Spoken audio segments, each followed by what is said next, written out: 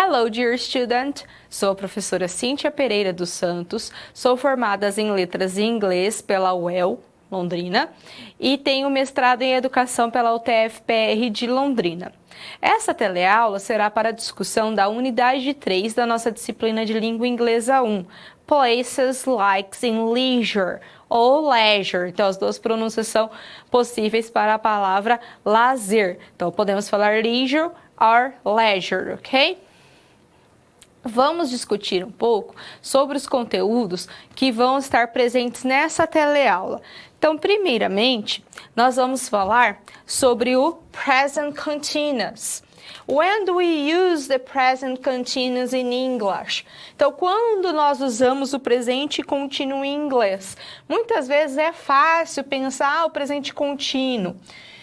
Eu uso no presente, mas ele é um presente que continua, que está acontecendo. Então, nós vamos ver em que momentos isso vai ser utilizado. How can we differ countable and uncountable nouns in English? Como que a gente diferencia os substantivos contáveis e incontáveis em inglês? Então, aqui é aquele momento que eu digo para você, esqueça do português e pense só em inglês, porque isso daqui é muito diferente do português. É algo que a gente não faz, não existe, né? A gente não utiliza isso no português. What structure is responsible for indicating comparison? Qual estrutura é responsável por indicar comparação? Será que a gente só tem uma estrutura que indica essa comparação? Será que existe mais de uma? Is there difference between gerund and infinitive? Então, tem alguma diferença no uso do ing e do verbo como to? Será que existe algum momento para diferenciar essa situação?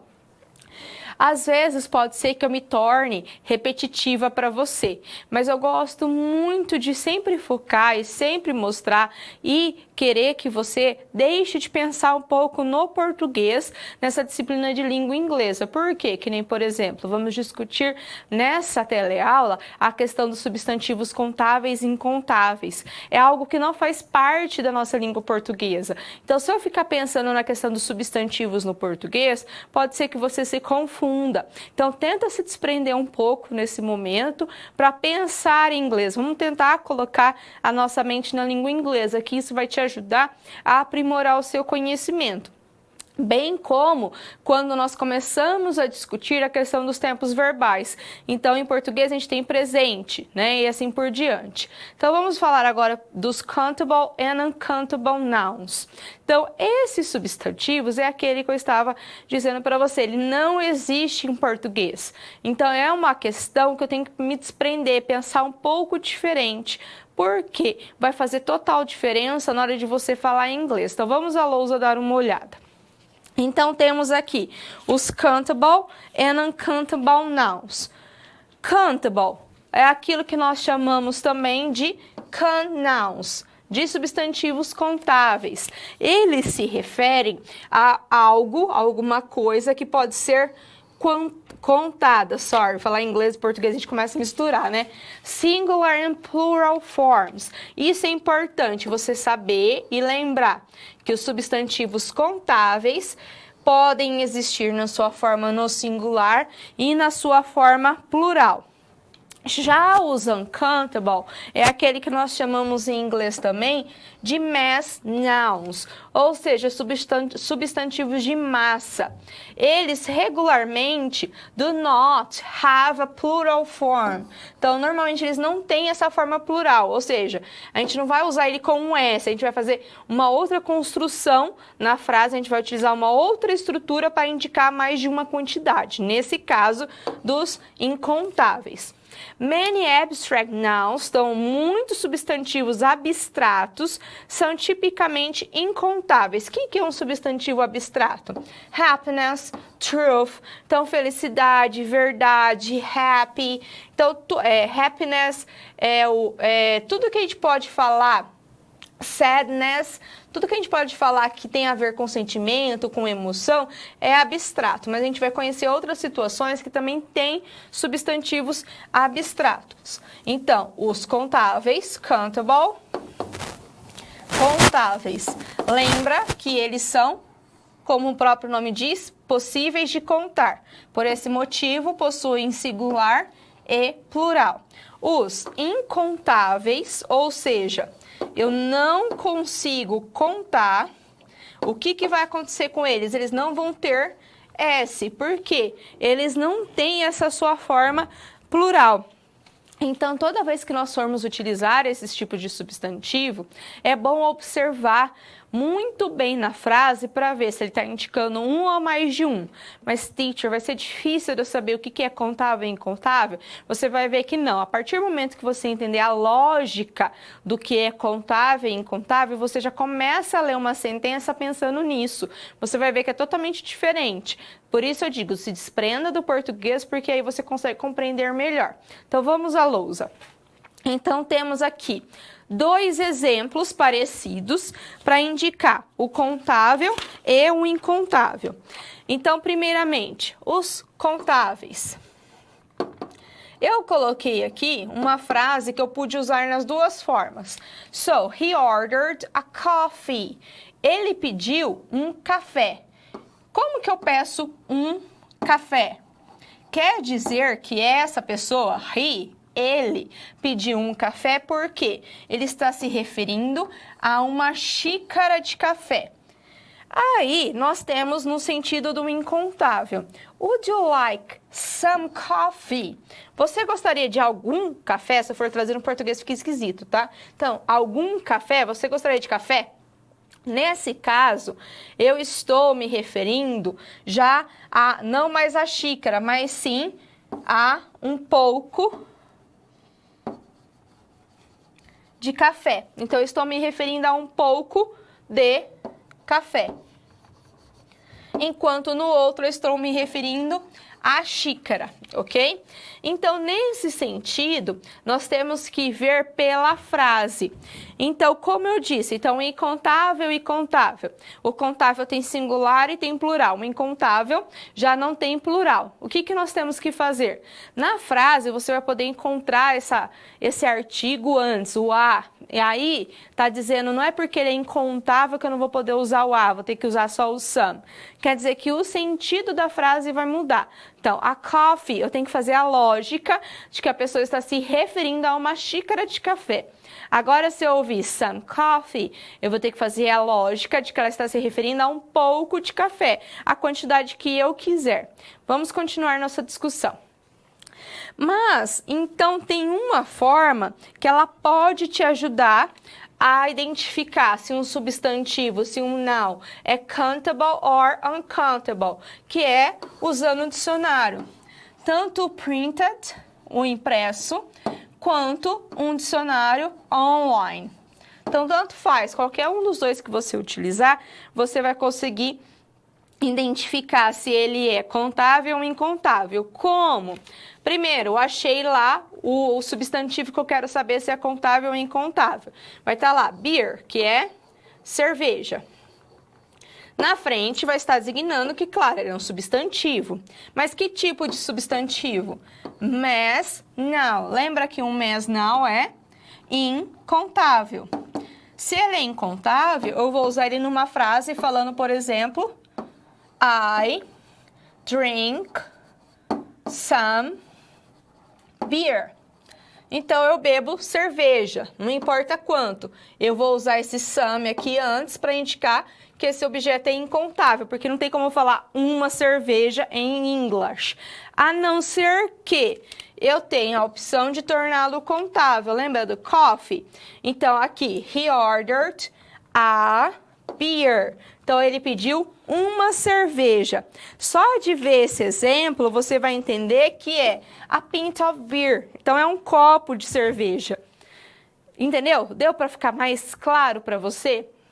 Então, o substantivo, apesar dele ser contável ou incontável, eu posso usar ele com a e posso usar ele com some antes, for example.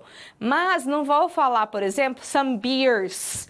E não vou falar a beers, não vai existir a singular, então a beer, mas eu estou me referindo a um copo de cerveja. No caso da cerveja a gente conta por copos, né? No caso do café a gente conta por xícaras. Agora, se eu me referir some beer, não beers, some beer, porque não tem plural para incontável, eu estou me referindo ao líquido em si. Então, a cerveja como um todo. Vamos dar uma olhada nos quantificadores para eles. Então, a gente estava vendo até agora, falando aí some. Então, some coffee.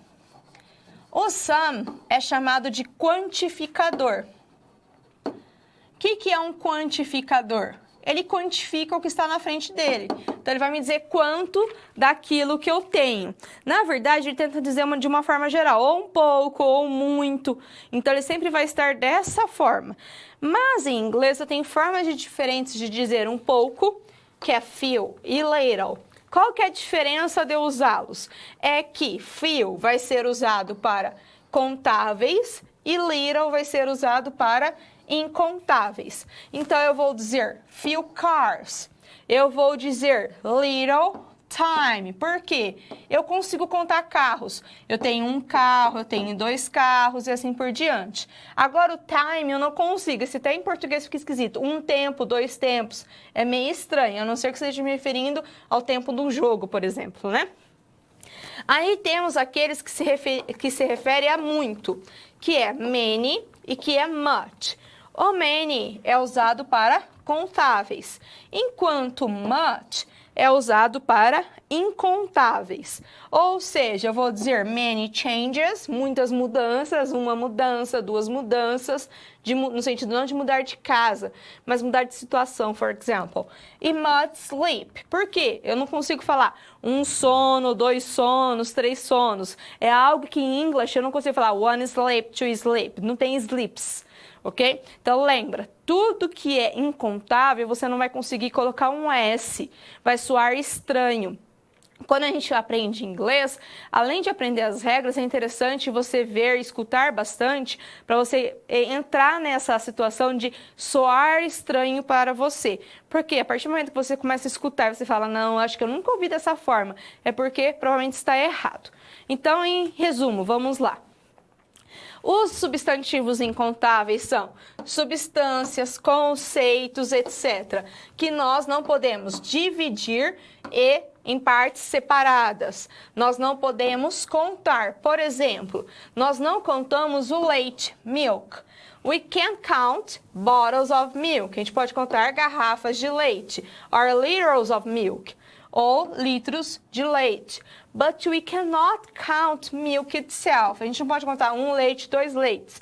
Porque em inglês, a partir do momento que eu conto o leite, eu tenho que colocar ele num recipiente. E por fim, we usually threat uncountable nouns. A gente trata aí os substantivos incontáveis como singular, lembra? No S. Então não vai existir, por exemplo, milks, no milks, tá? Isso daqui a gente não usa. We use singular verb. Então, se ele está no singular, a gente vai usar o verbo que o segue no singular. Então, this news is very important. É a mesma coisa que eu falar do milk. This milk is very delicious. Não vai ser are very delicious, mesmo que você tenha uma quantidade grande, ok? Então é isso, o resumo na situação dos contáveis e incontáveis é só a questão de prestar atenção, singular ou plural. O verbo tem que estar de acordo com o substantivo.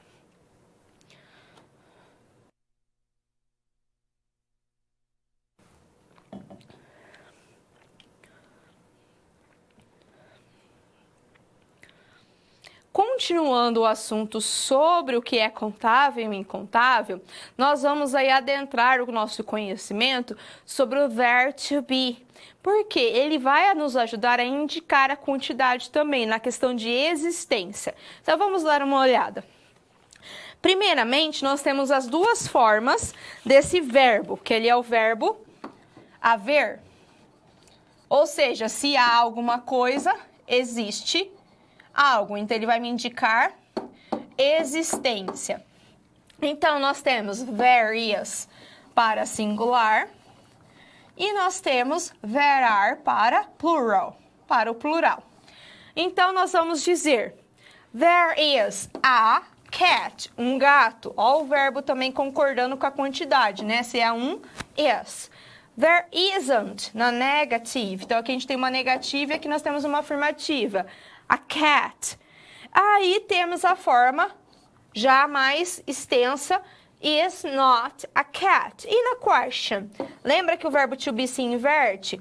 Então, vai acontecer a mesma coisa, só que ele vai se inverter, ele vai fazer essa inversão com o there. So, is there a cat? When the noun is plural, que é o there are. There are 2 cats. There aren't 2 cats. Na forma maior, nós temos are not 2 cats. E na question, essa inversão. Are there 2 cats? Então, como você pode ver, a questão de quantidade sempre vai ser como a gente usa mesmo, a questão do singular e do que é plural. Então, nós temos que identificar com o verbo to be. Se você conhece muito bem o verbo to be, o there to be vai ser fácil, porque ele se conjuga da mesma forma. E singular e are plural. Continuando. Então, temos aqui um exemplo que não pode ser usado. There are a hospital, a library and a cinema in my city. Por que eu dei esse exemplo? Olha aqui, nesse exemplo a gente tem um substantivo, 2, 3. Não é porque eu tenho 3 substantivos na frase que aqui vai ser plural. Por quê? Esse verbo to be aqui tem que concordar com o primeiro substantivo. Se o primeiro é singular, there is a hospital. Se fosse hospitals, seria there are, ok? Então, seria there are hospitals, libraries, cinemas, etc. Ok? Mas o verbo to be tem que concordar com o primeiro substantivo que está no singular, right? Aí temos a questão do much, many, some, any. Que many e much indica muito. O some também pode indicar muito, mas é a questão do algum, algumas. Assim como o any. Então, algum, alguma, alguns, algumas. Então, vamos lá. There is much sugar in this coffee. Por que eu usei o much? Porque é uma frase afirmativa. E o substantivo é incontável. Então, se ele é incontável, much, ou many, ou some, ou any. Vai mudar só a situação de acordo com a frase que eu estou usando. Então, many, o que ele vai diferenciar do much? Que o many é contável. Se ele é contável, ele segue um substantivo que pode ir para o plural. So, there are many banks. Lembra? Is singular. Por quê? Porque o substantivo aqui na frente dele está no singular, porque é incontável. O are está aqui porque banks está no plural. No plural, many, plural. Então, ambos estão na affirmative. Mas aí tem a questão de eu poder falar there is some in this box, some coffee in this box. Por quê? Aqui eu não sei a quantidade. Então, eu não sei a quantidade que eu tenho. Quanto de café eu tenho? Não tenho noção. Então, nós vamos usar o some. E o N é a mesma situação. Então, eu também não tenho noção de quanto café eu tenho aqui. Então, eu estou falando do café de forma incontável, porém numa frase negativa. Aí, o some vai fazer essa função na afirmativa e o N na negativa. Aí temos duas questões. Eu posso usar o N e o some numa pergunta, porque muitas vezes a gente pensa que só o N é para pergunta. O N é usado numa pergunta de forma geral. Mas o some é usado numa pergunta quando nós queremos oferecer alguma coisa. So, do you want some coffee? Do you want some sugar on your coffee? E ainda sobre isso, tem a questão que normalmente causa muita confusão, que é pensar que o verbo haver é a mesma coisa que o verbo ter. Porque a gente fica pensando no bendito do português, lembra? Não pensa em português, é diferente. Então, em português eu digo assim, tem um cinema na minha cidade em frente ao banco. Esse tem está indicando existência, que é o haver. So, there is a cinema in my city in front of the bank. Agora estou falando que eu tenho uma casa grande, fica entre o cinema e a escola. Esse tenho está indicando posse, porque essa casa pertence a mim, eu tenho. I have a big house. It's between the cinema and the school. Então é importante você saber diferenciar. É a maior confusão que existe entre o there to be e o verbo to have. Então, there to be, existência, é a mesma coisa que eu falar, tem uma cadeira nessa sala. There is a chair in this room. Não to have. To have é posse, é meu, possui. Alguém possui alguma coisa. Vamos resumir o nosso conteúdo. Então, nessa imagem, vocês podem ver tudo que nós estudamos que vai se referir à quantidade. Tudo que pode indicar quantidade. A, an, some, any. Então, sempre que você precisar, volte nessa imagem para você poder rever essa questão. Isso é importante, porque você vai precisar desse conteúdo no decorrer da sua disciplina.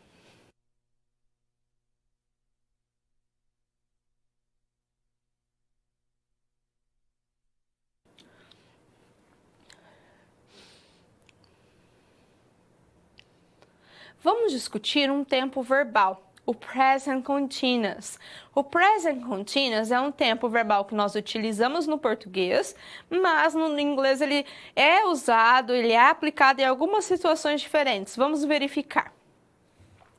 Então, o present continuous, in English, sempre pensando no inglês, ele é responsável por ser usado para descrever um evento que está acontecendo no presente, mas esse presente é o quê?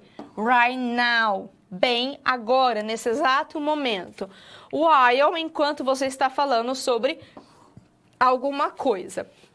Você pode usá-lo também para descrever um evento no futuro. Alguma coisa que irá acontecer mais para frente. A gente vai ver como fazer esse uso. E por fim, você pode usar o present continuous para indicar, então ele indica essas situações, mas ele é formado através do verbo no presente com a adição do ing.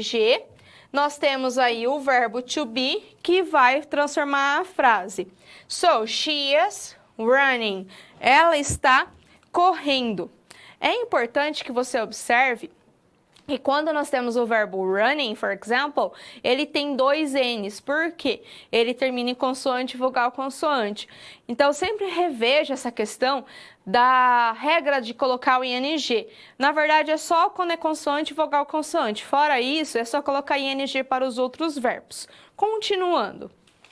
Temos aqui as outras situações que nós vamos usar o present continuous.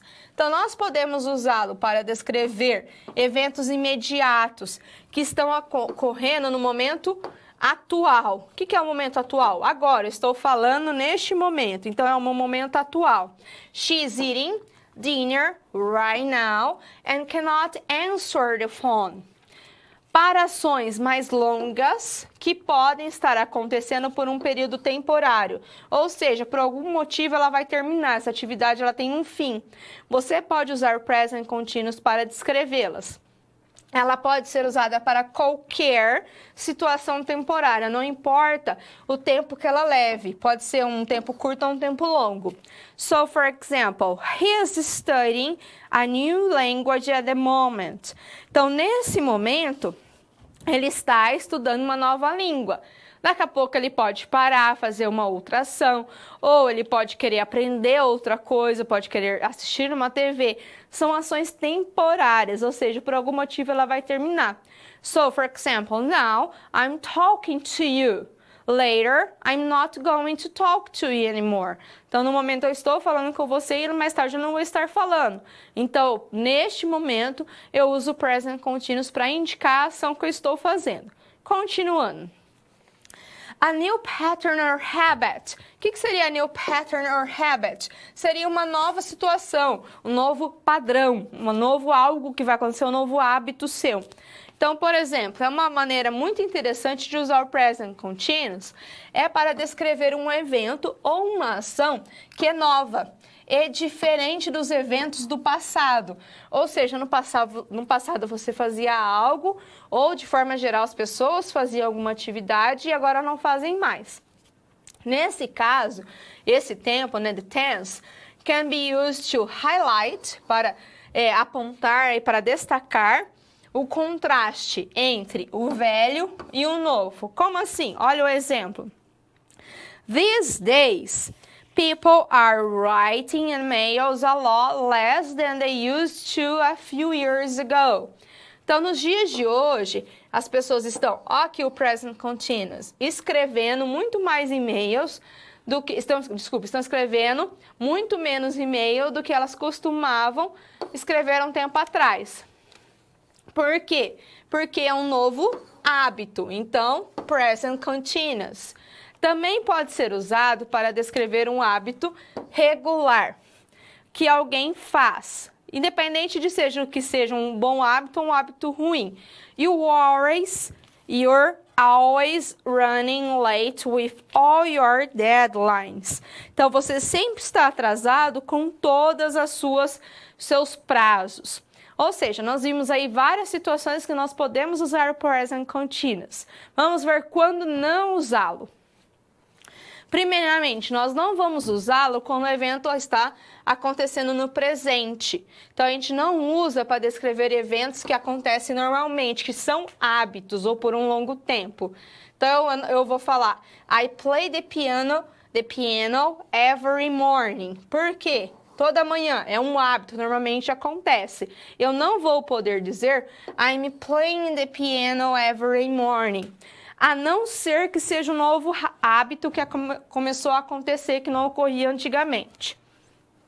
E também não posso usar com verbos que são non-action verbs, que são non-continuous.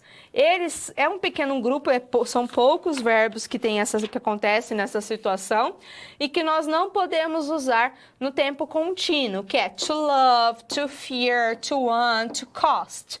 So, for example, a loaf of bread costs $1.50. Eu não vou poder falar is costing, porque é um verbo não contínuo. Ele não existe na sua forma contínua, na sua forma continuando, porque não é uma ação, é uma atividade em si.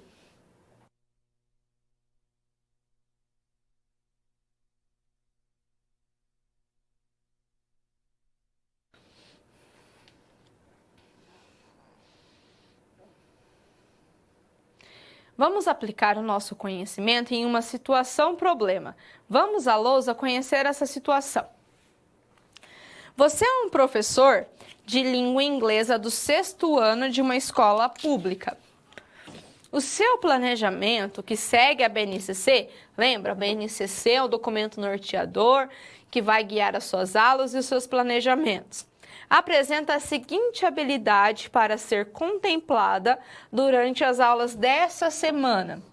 Então, nessa semana, no 6º ano, você vai ter que contemplar essa habilidade, que é utilizar o presente contínuo para descrever ações em progresso.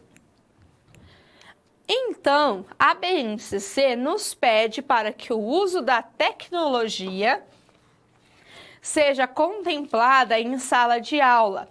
Por isso, além de pensar na habilidade apresentada, pense também em como agregar esses conhecimentos através do uso das novas tecnologias. Quais tipos de atividade você poderá desenvolver em sala para promover a habilidade lá da BNCC dos seus alunos com base na oralidade e na habilidade em questão? Qual habilidade? utilizar o presente contínuo para descrever ações em progresso. Então, eu vou te dar um momento para pensar na solução dessa situação problema. Releia a situação, qualquer coisa, volte o vídeo no slide anterior, releia e pense em quais tipos de atividade você pode aplicar, além de desenvolver a habilidade da BNCC, também a oralidade na língua inglesa.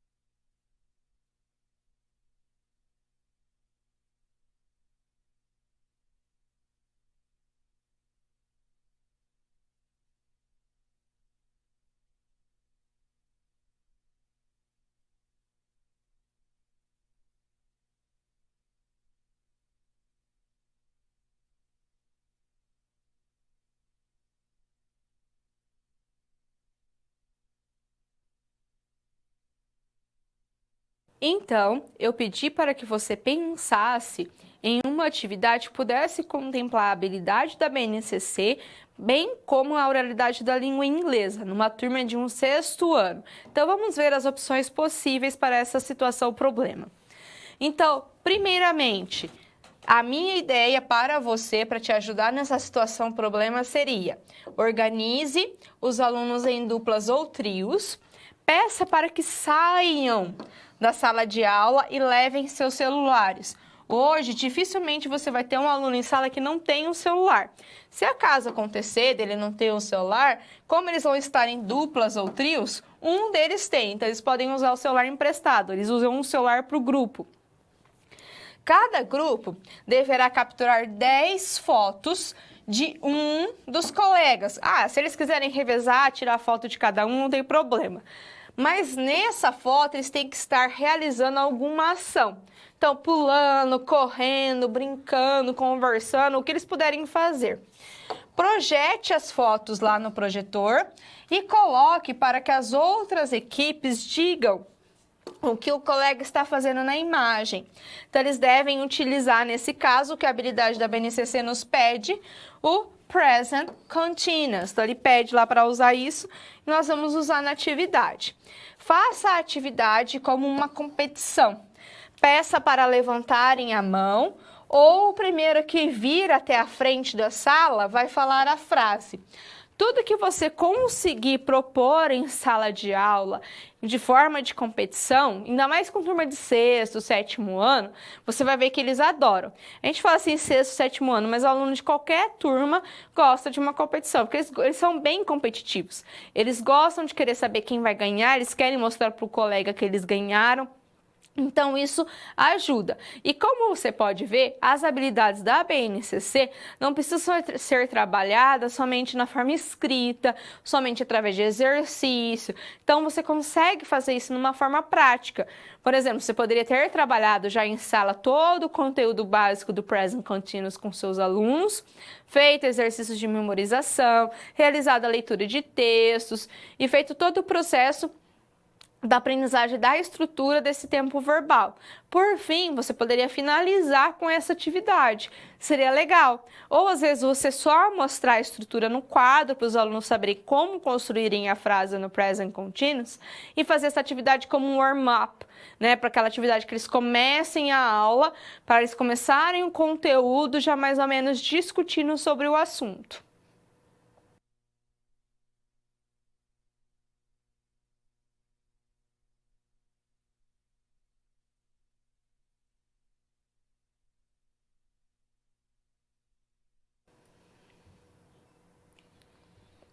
Vamos ver agora uma atividade na qual você vai ter que pensar sobre os conteúdos estudados. Vamos à lousa dar uma olhada nessa questão. Então, aqui temos um diálogo. Do you want another toast? No, thanks. I must get back to the computer. Can you help me with my homeworks first? I need some information about Rome. Why don't you look on the internet? That's what I want to do, but can you give me an advice where to look? Vocês estão vendo que aqui tem um diálogo. Eu quero que você analise esse diálogo.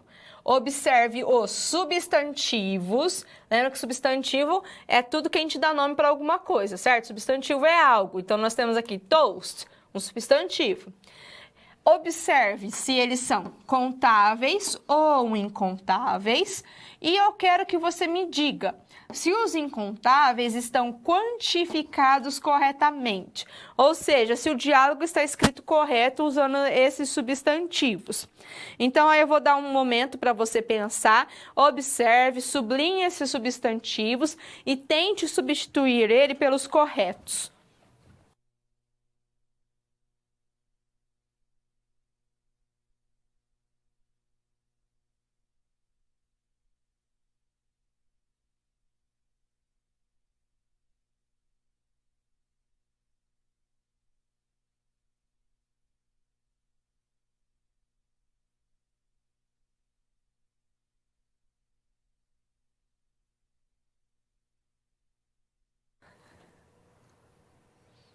Então, eu pedi que nessa atividade você observasse os substantivos contáveis e incontáveis.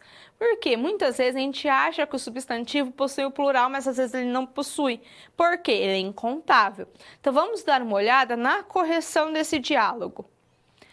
Ou seja, onde nós tínhamos lá toast, ela é incontável. Se ela é incontável, eu tenho que determinar quanta torrada eu quero. A piece of toast, um pedaço. Homework não tem plural, então eu vou usar homework, sem S. Então, esse S não pode ser utilizado. A mesma coisa acontece com information. Não existe informations, mas sim information é um substantivo incontável. E a palavra advice, ela entra naquela questão que foi comentada, como falamos sobre o substantivo contável e incontável, que ela é um substantivo abstrato, que é o conselho. Então, conselho é algo que eu não vou conseguir contar. Se eu não consigo contar, ele não tem como existir advices. So, some advice, ok?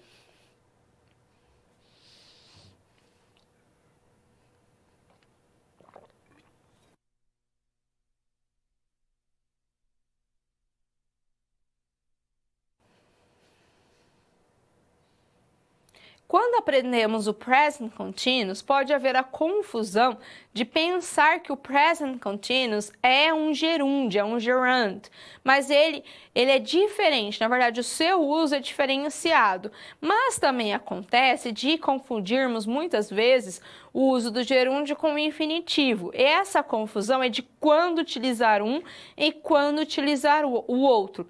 Por esse motivo, vamos dar uma olhadinha em como usar cada um deles.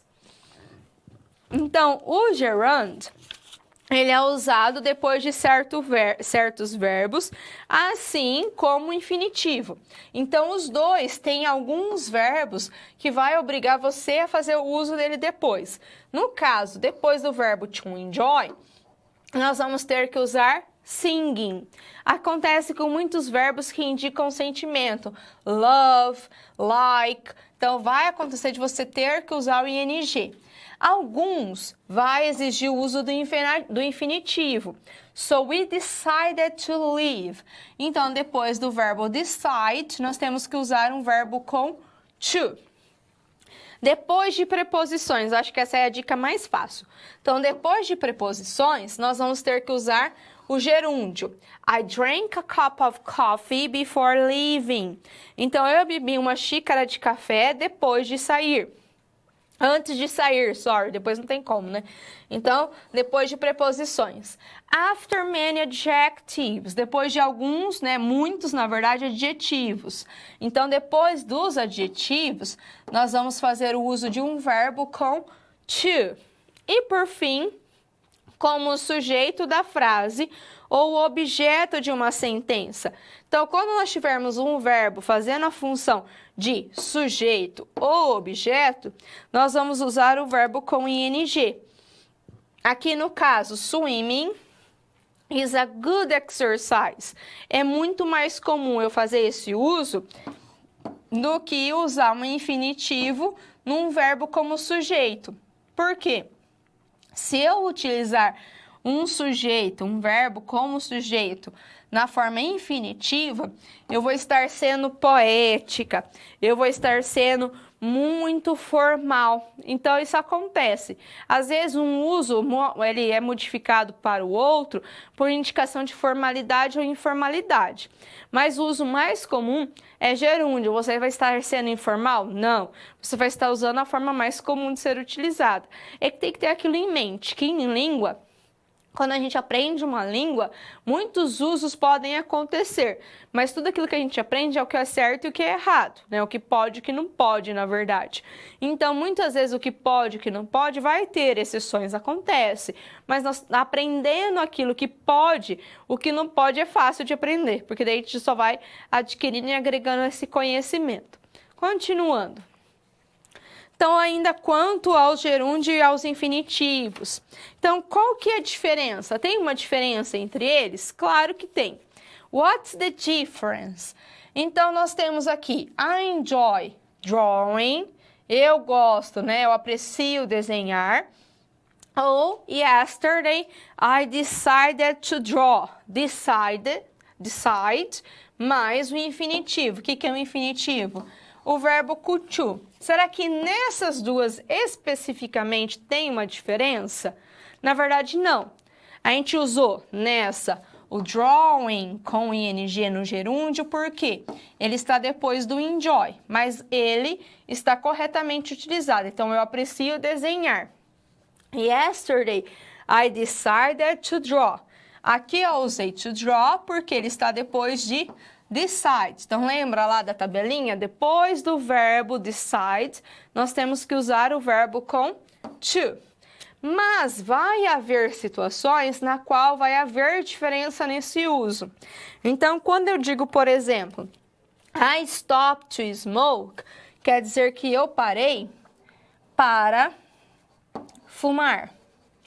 Mas se eu disser I stopped smoking, quer dizer que eu parei de fumar.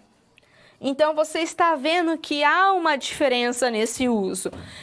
Isso vai acontecer com todos os verbos? Não. Somente com alguns verbos acontece essa diferenciação no uso. No caso do smoke, ele faz parte dessa diferenciação. Então, I stopped to smoke quer dizer que eu estava andando e eu parei para fumar. Até na frase, na hora que você fala, parece que já faz esse desenho na nossa mente. Eu mesmo já consigo imaginar, stop to smoke, né? A gente dá uma paradinha para fumar. I stopped smoking quer dizer que eu parei a atividade. Então, eu parei de fumar, não fumo mais. É uma coisa que eu não realizo mais aí no meu cotidiano. Continuando. Como nós vamos saber quando usar um e quando usar outro? Então, tem aquelas situações, mas também tem algumas tips, algumas regras que podem te ajudar. Tip 1. You almost always, você sempre, quase sempre, vai encontrar um gerúndio depois da preposição. Lembra que essa estava na tabela? Então, quando nós temos uma preposição, no caso of, é comum encontrar um verbo com ing. So, she is afraid of flying. Ela tem medo de voar. No caso, of is the preposition. Então, o of é a preposição. E flying, que está com ing, é o gerúndio. Claro, tem a situação, eu posso também usar com to?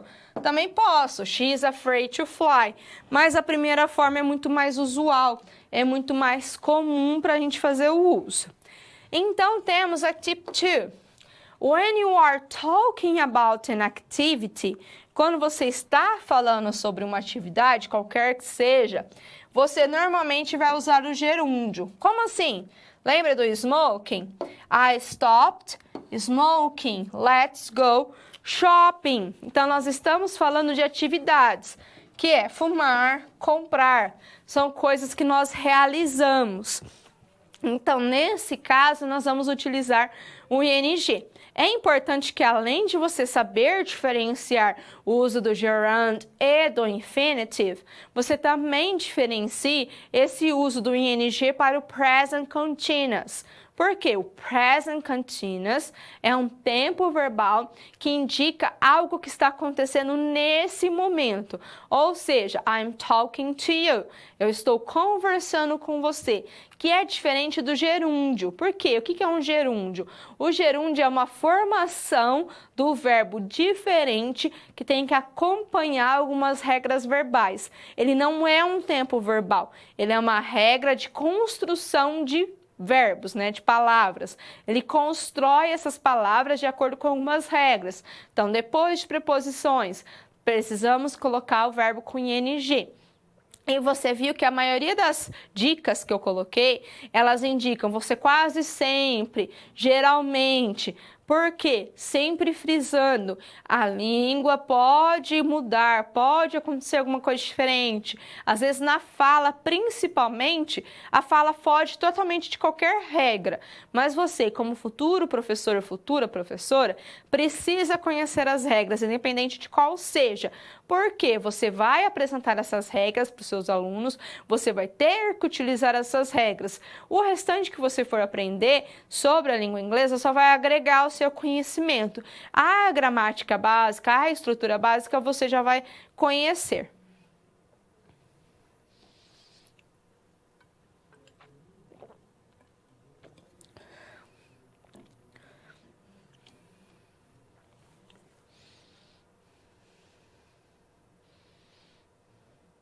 Agora, vamos discutir sobre os comparatives.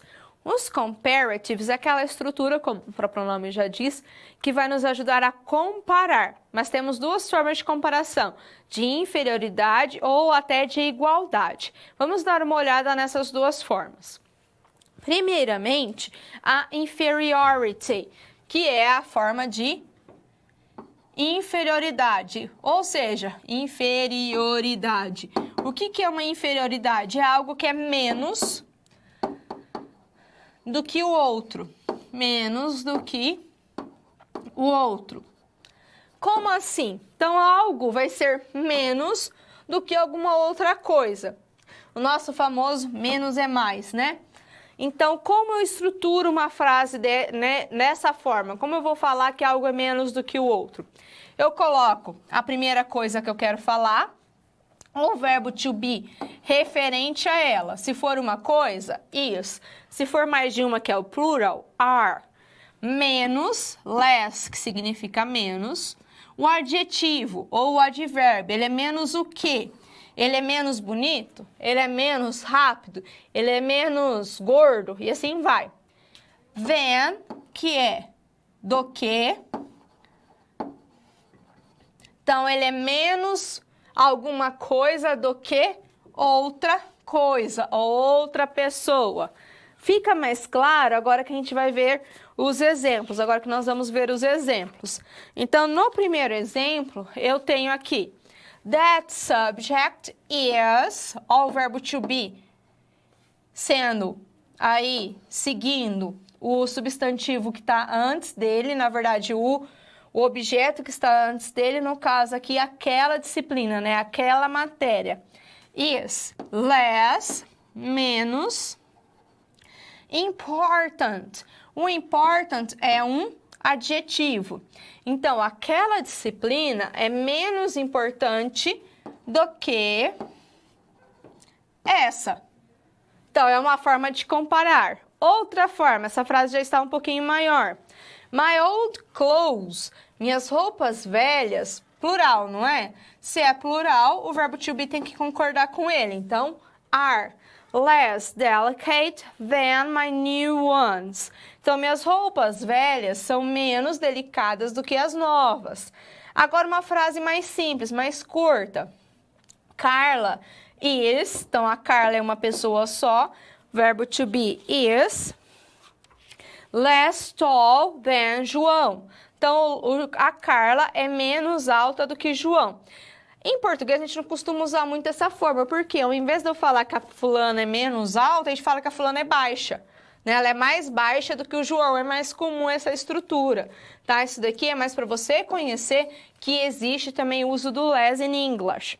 So, Lara's phone is less expensive than yours. Então, o telefone da Lara é menos caro do que o seu. Então, aqui nós temos um adjetivo.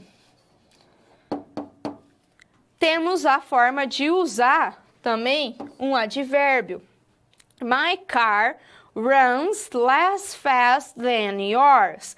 Então, meu carro corre, anda menos rápido do que o seu.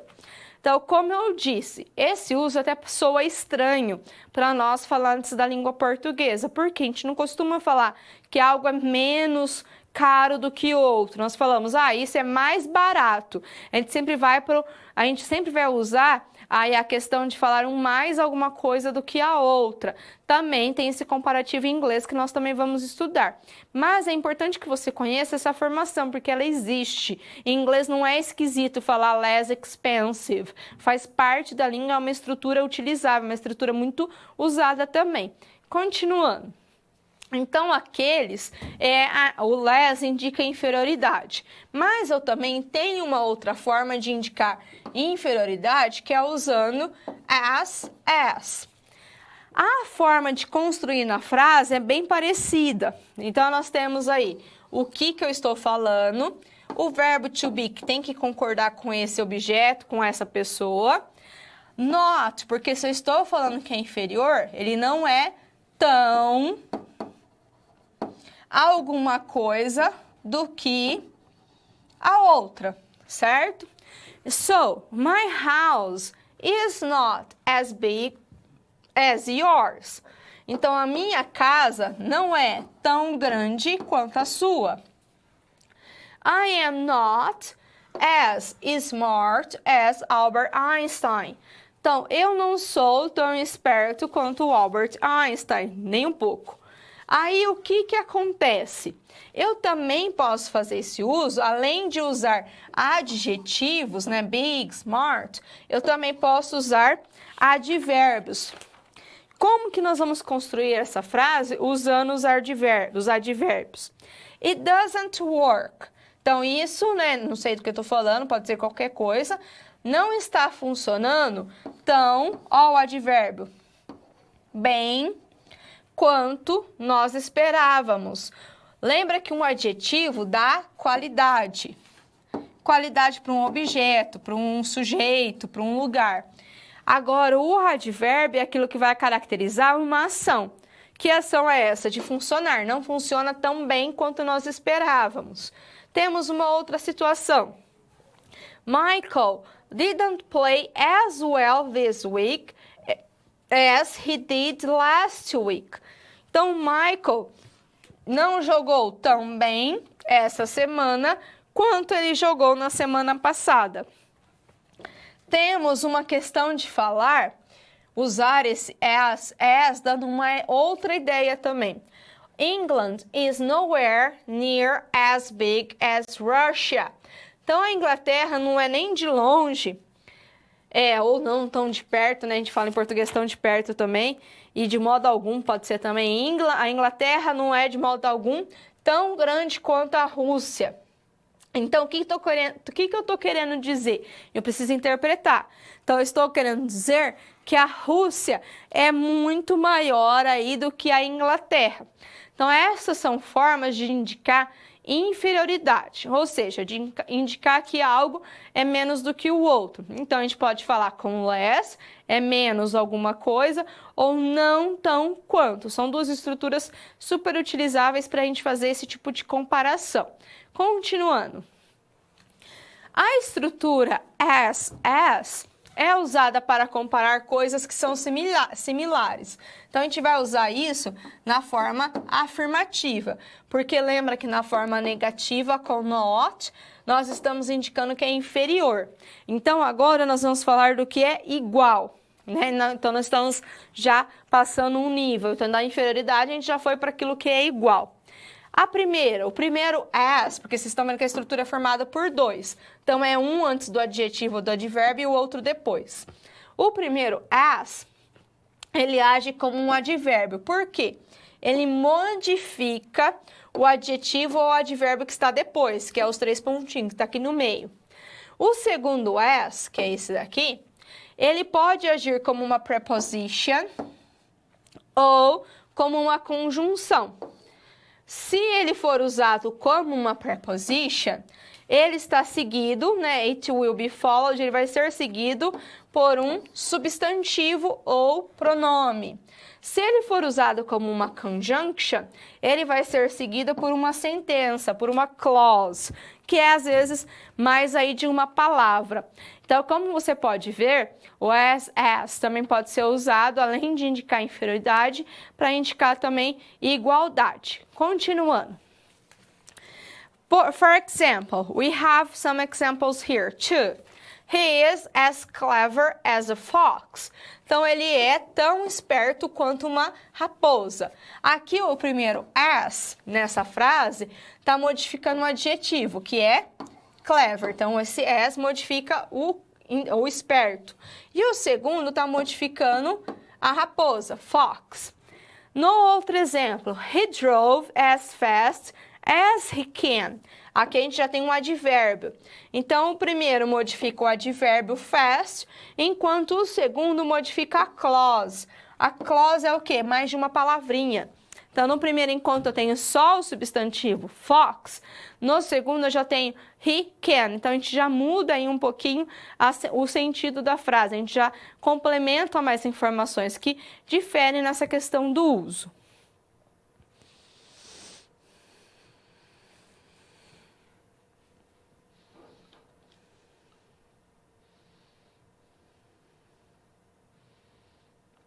Os comparatives são estruturas que a gente pode usar para comparar duas coisas. É importante que você tenha em mente essa questão de comparar duas coisas, porque em inglês nós temos a estrutura que indica inferioridade, temos a estrutura que indica igualdade e temos uma estrutura para indicar comparação entre duas coisas. Depois também vamos estudar a questão dos comparativos que são usados para indicar comparar ou indicar alguma coisa mais do que todas as outras. Então, são de estruturas diferentes. É importante que você saiba diferenciar uma da outra. Vamos conhecê-las. Então, primeiramente, os adjetivos comparativos, são usados quando nós queremos falar sobre duas coisas, como eu disse. Por que duas coisas? Porque we compare, nós comparamos. Often, the comparative adjective is followed by than. Então, normalmente, o adjetivo comparativo vai ser seguido de than, que significa do que. Porque algo é mais do que outra coisa. Então, se algo é mais do que outra coisa, a gente precisa dessa palavrinha. Por exemplo, nessa imagem, the woman, a mulher, ó, o verbo to be que concorda com o sujeito, uma mulher, is. Se fosse mais de uma mulher, are. But the woman is taller, que é mais alta, all than, do que o homem. Então, essa estrutura comparativa, ela vai ser usada para nos indicar que algo é mais do que outra. Por esse motivo, é importante apontar que ele vai comparar duas coisas, não mais, ok? Porque quando for mais de duas coisas, nós vamos usar outra estrutura. Continuando, como que nós vamos fazer essa formação? Como nós vamos construir um adjetivo comparativo? Porque é muito fácil comparar, mas será que eu tenho que mudar esse adjetivo? Primeiramente, os adjetivos curtos, que são os short adjectives, na forma comparativa, são construídos através da adição do ER, do ER. E como que é feita essa adição? Quando o adjetivo termina em Y, e antes desse Y tem uma consoante, a gente tira ele e coloca IR. Então, happier than alguma coisa, do que alguma coisa. Quando termina em E, é fácil, é só colocar R, porque ele já tem um E. Não preciso repetir o E. Uma palavra com dois E's ia ficar estranho. E por fim, aquele adjetivo que tem uma consoante, uma vogal e uma consoante. A última letra dobra, então colocamos o ER, bigger than. Ah, mas assim, é só colocar o ER? Nem sempre, por quê? Tem poucas palavras, bem pouquíssimas, essas daqui, que são construídas na forma comparativa, na sua forma irregular. Como que é feita a forma irregular delas? Então, o good vai virar better. So, I'm better than you, for example. Bad. O bad vai virar worse. E o far vai virar farther or further. Então, essas formas irregulares são mínimas, como você pode ver, são aí 3. Tem mais algumas, mas totalizam em 5 adjetivos irregulares. Esses são os principais. Eu apresentei os principais porque os outros normalmente a gente não vai utilizar muito. Então, como esses são os principais, você precisa decorar 3. Então, do tanto de palavra, tanto de vocabulário em inglês que existe, você tem que saber só o irregular de 3 é muito fácil. Continuando. Ainda sobre os comparativos, nós vimos que para os adjetivos curtos, nós adicionamos o ER. Mas para os adjetivos longos, o que é um adjetivo longo? Que possui mais de 2 sílabas. O que é mais de 2 sílabas? É 3 ou mais sílabas. Então, a gente começa a contar a partir da terceira. Nós não vamos adicionar o ER, nós vamos simplesmente colocar a palavra more antes dela. Então, o que nós vamos fazer? Quite, que é um adjetivo que tem 2 sílabas, vai ficar quieter. Mas eu posso falar more quite? Posso também. Aqui no adjetivo longo, eu vou dar um exemplo só para não te confundir tanto. Então, nós temos aqui, deixa eu apagar porque a teacher escreveu errado. Nós temos o adjetivo beautiful, que é bonito em inglês. Tá vendo? Só de olhar você já sabe que ele tem mais de 2 sílabas. Então, o que eu vou fazer? Colocar more. Você não vai conhecer beautifuler, até para falar é esquisito. Mas tem alguns adjetivos que eu coloquei aqui embaixo, que eles existem nas 2 formas, com ER ou com more.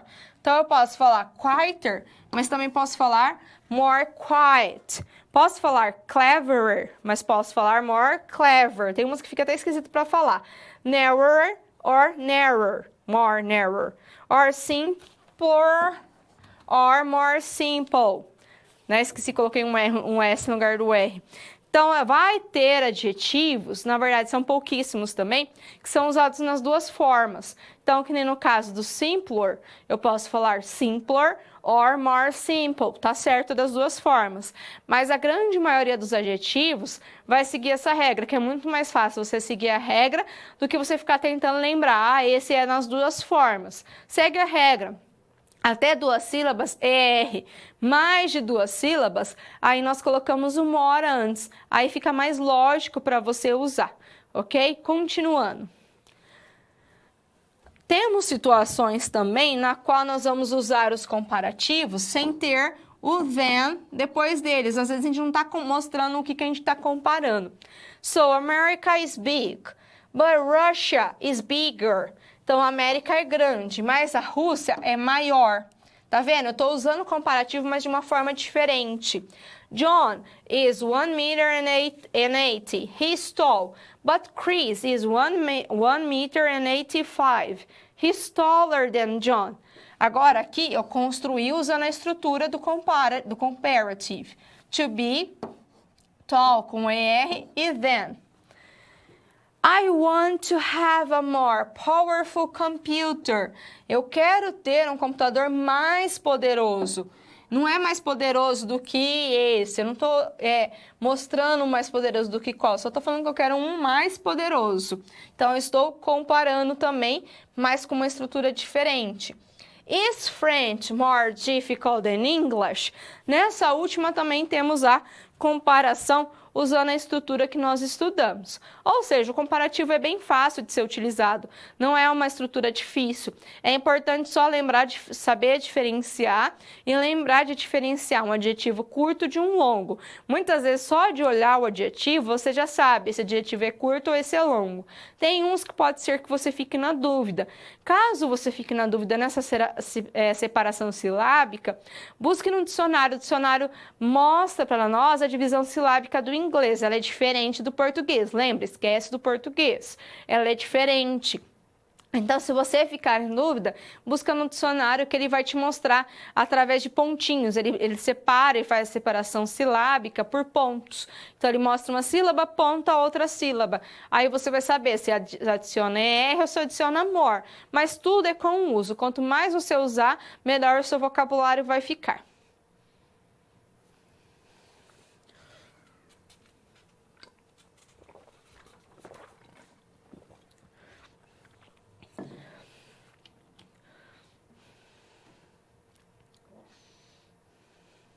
Vamos realizar um exercício no qual nós vamos ter que identificar os comparativos. Deem uma olhada nesse texto. Então, aqui, na verdade, eu tenho 3 trechos. Em cada trecho, tem algumas frases que estão em destaque.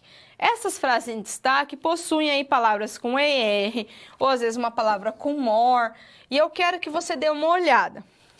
Observe essas estruturas, leia-as com muito cuidado. Na verdade, o resto do texto você nem precisa ler todo ele. Eu só coloquei se acaso você ficar em dúvida no contexto, você pode buscar no próprio parágrafo para saber o que está querendo dizer.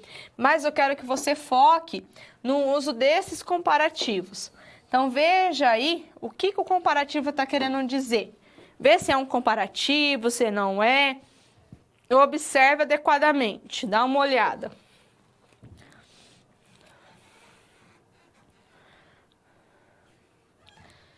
Assim que você analisou essas frases, agora eu quero que você veja elas de forma solta, elas não estão mais no texto. Eu só retirei as frases do texto. Eu quero que você observe elas e veja qual delas não é um comparative. Então, várias delas usam o ER ou usam outro tipo de comparativo, mas eu quero que você identifique qual delas, apesar de usar uma estrutura comparativa, não é um comparativo. Ela está querendo trazer outra informação.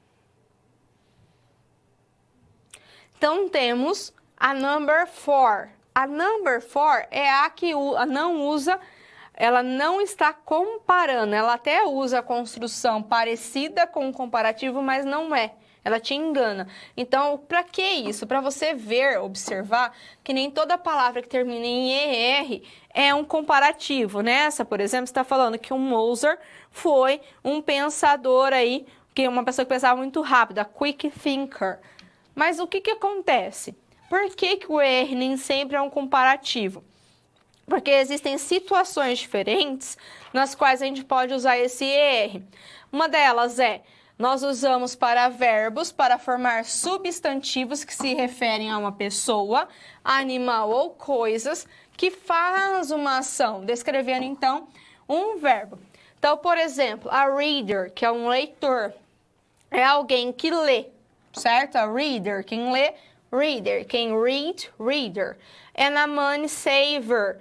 A money saver é alguém que saves money. É alguém que guarda, guarda o dinheiro. Adicionamos o ER também em palavras para formar substantivos que se referem a pessoas com um trabalho em particular. Por exemplo, teacher, né? Quem teach. Aqui, quem trabalha numa mine, numa mina, é um miner. Um mineiro.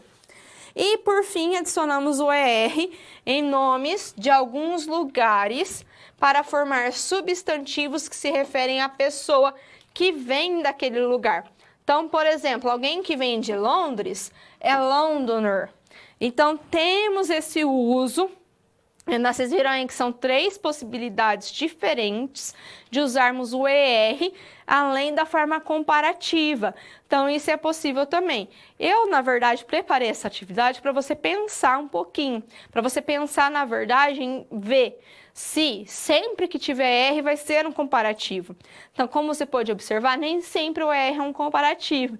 É importante que você se atente a todo o contexto da frase para você conseguir identificar se ele é um comparativo ou se ele pode ser uma dessas 3 situações que eu te apresentei.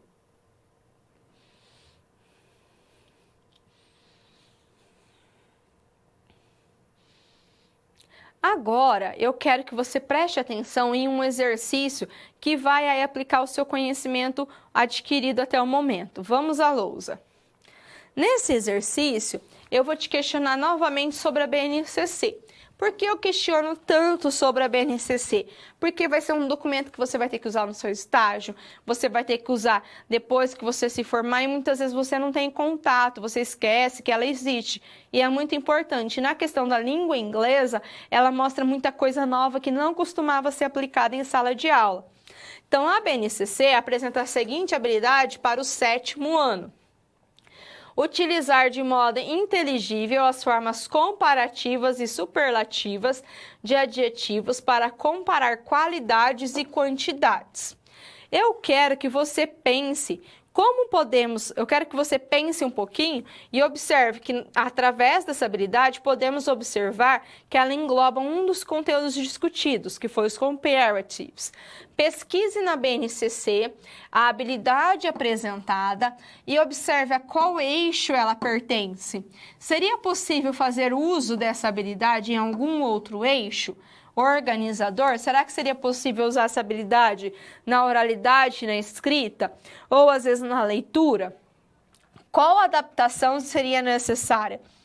Então, se ela se encaixa na oralidade, o que eu preciso adaptar nela para ela se encaixar no eixo escrita, por exemplo? Então, eu quero aí que você pause o vídeo por um momento, leia e pense sobre essa situação.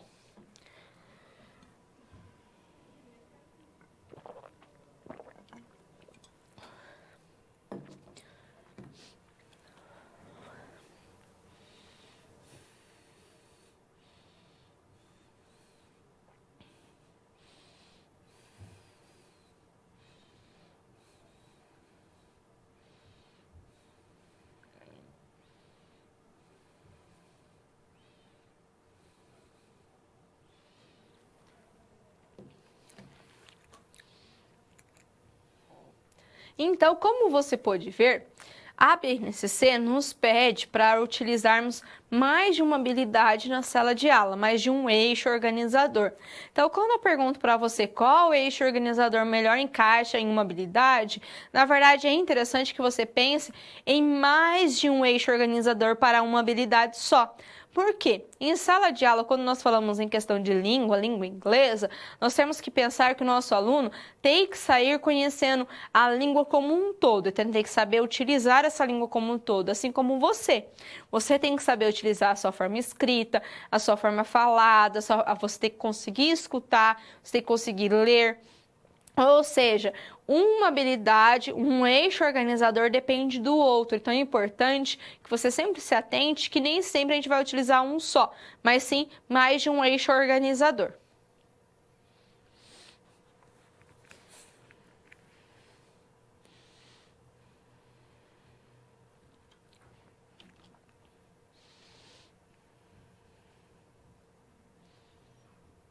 Vamos revisar os conteúdos discutidos nessa teleaula. Então, nessa unidade, nós tivemos alguns conteúdos aí direcionados à língua inglesa, na verdade, até bastante conteúdo direcionado à língua inglesa, que vai desde tempo verbal até construções de palavras, de vocabulário. Então, como sempre digo, diferentemente do português, a língua inglesa possui substantivos contáveis e incontáveis. É importante que você saiba diferenciar um substantivo contável de um incontável. Lembra que um substantivo incontável não vai usar S ao final, porque ele pode possuir um plural, mas eu vou indicar isso de uma forma diferente. Eu vou dizer some, vou usar much, vou usar any. Então, essas são formas diferentes de indicar que eu tenho mais de um objeto incontável. Por ser incontável, eu não sei exatamente a quantidade que eu tenho. Então, por isso que a gente não usa um S no final. Grande parte do uso da língua inglesa, como gerúndios, os infinitivos e os substantivos contáveis e incontáveis, será aprimorado através do constante uso da língua.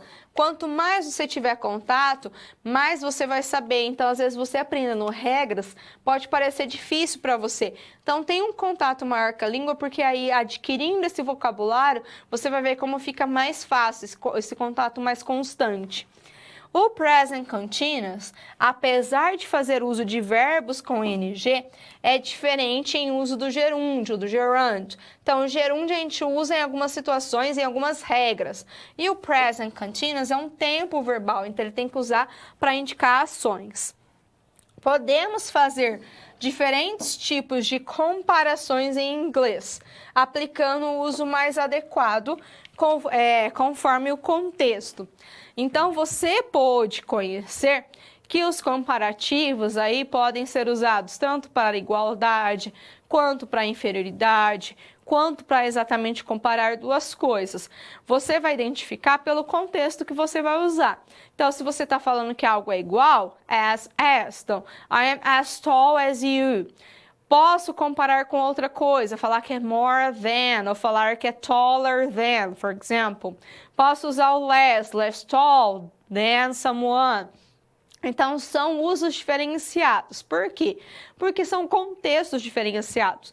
Você vai se adequar a saber quando usar. Assim como acontece com o present continuous. Então, o present continuous é para indicar ações que estão acontecendo agora, nesse exato momento, que é aquilo que eu estou fazendo, ok? I'm writing, eu estou escrevendo. I am watching TV, eu estou assistindo TV. É uma ação temporária. Por que temporária? Porque eu estou assistindo TV, daqui a pouco eu posso estar fazendo outra coisa, eu posso ir fazer a janta, eu posso ir conversar com um amigo, posso decidir ir ao cinema. Então, são tantas opções, mas sempre vai ser uma ação temporária, porque você não vai ficar assistindo TV pro resto da sua vida sem sair daquele lugar. Você conseguiu me entender? O que é uma situação temporária? É algo que vai acabar em algum momento. Obrigada pela sua participação nessa teleaula e até a nossa próxima discussão.